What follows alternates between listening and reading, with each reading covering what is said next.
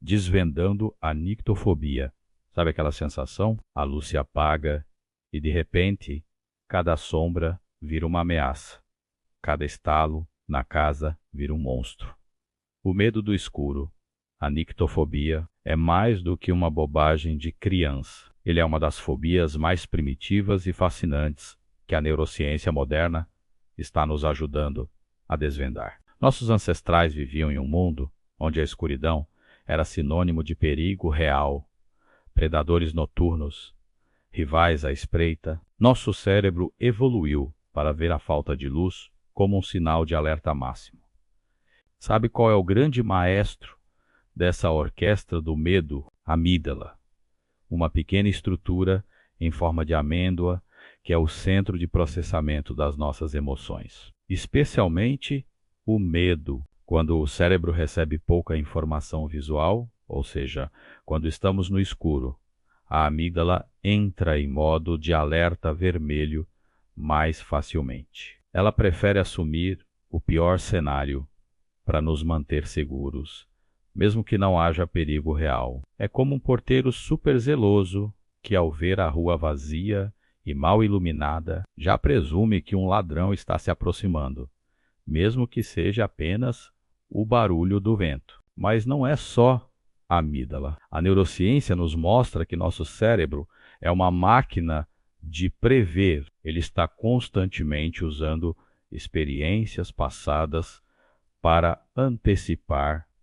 o que virá. Se você entra em um quarto escuro, seu cérebro tenta preencher as lacunas, criando um mapa mental do lugar. Quando o escuro impede essa previsão, ou quando não há dados visuais suficientes, o cérebro percebe isso como uma falha na informação, uma incongruência, e essa falha é interpretada como uma ameaça. É aí que entra o córtex pré-frontal. Em situações normais, o córtex pré-frontal nos ajuda a racionalizar o medo. Ele diz: fique tranquilo, é só uma cadeira. Mas na nictofobia, essa comunicação entre o córtex e a amígdala fica desequilibrada. A amígdala grita perigo e a voz da razão fica abafada. O medo do escuro, no fundo, é o medo de perder o controle sobre o ambiente. É como tentar dirigir com os olhos vendados. A mente entra em pânico, porque não pode mais te orientar ou te proteger. Essa falha de controle leva à cegueira seletiva. Mas vamos aprofundar um pouco mais no assunto. Não é que você não consiga ver, é que seu cérebro está criando o que não vê. Ele pega seus medos mais profundos, sejam traumas, ansiedade sobre o futuro ou mesmo a solidão, e os projeta nas sombras. O escuro vira um palco para seus próprios demônios internos. Estudos recentes, com imagens de ressonância magnética funcional, demonstram que, em pessoas com nictofobia, a atividade da amígdala é muito maior em ambientes escuros. E há uma menor conectividade funcional com áreas do córtex que deveriam modular essa resposta. Isso significa que o freio do medo não está funcionando direito. Eu mesmo, quando criança, jurava ver rostos nas cortinas à noite. Mas a boa notícia é que o cérebro é incrivelmente adaptável. A plasticidade cerebral significa que podemos desaprender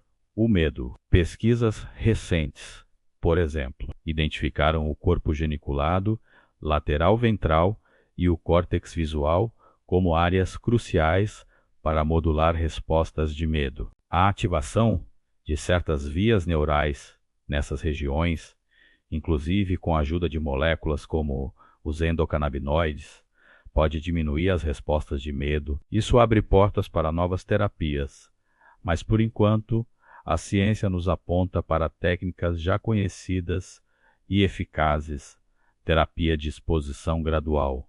Comece aos poucos, deixe o quarto com uma luz noturna. Depois, deixe o quarto escuro por alguns minutos com alguém por perto. A cada sucesso, o cérebro reescreve a memória do medo. Mindfulness e foco no presente. Pratique focar na respiração e no ambiente real. Reconheça que sua mente está criando cenários, mas o corpo está seguro. O córtex pré-frontal pode ser treinado. Outra técnica é identificar gatilhos. O que te assusta no escuro é o silêncio? São os sons que você tenta identificar sem poder ver? A solidão? Entender a raiz pode ajudar a enfrentar o medo. Técnica da luz estratégica. Pequenas fontes de luz, como abajures ou luzes noturnas, podem ser aliadas poderosas, fornecendo os dados visuais mínimos que o cérebro precisa para se acalmar. O medo do escuro não é vergonha, é uma complexa resposta neurobiológica. Entender como seu cérebro funciona é o primeiro passo para retomar o controle. Se você ou alguém que você conhece sofre com anitofobia, lembre-se, procure um especialista médico para te auxiliar. Deixe nos comentários qual é o seu maior medo no escuro. Compartilhe suas experiências com alguém que precisa saber que não está sozinha com esse problema. E se você achou este vídeo esclarecedor, não se esqueça de dar um like e se inscrever no canal para mais conteúdos sobre a mente humana. Obrigado.